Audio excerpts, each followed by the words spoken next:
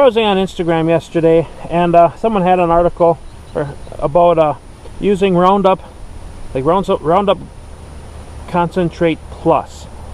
Well, the Plus is another herbicide, and you do not want that.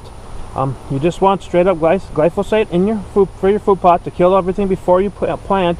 If you use something with a second herbicide in it, you're going to kill your plots for the year.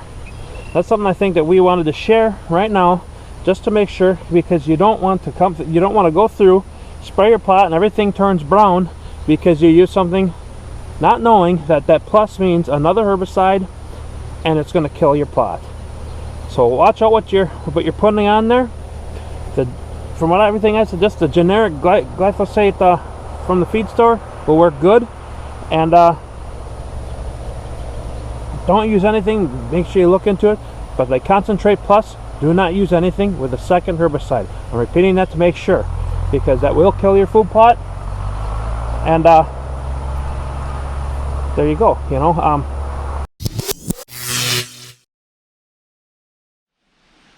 Thanks for watching this video from Habitat Managers TV.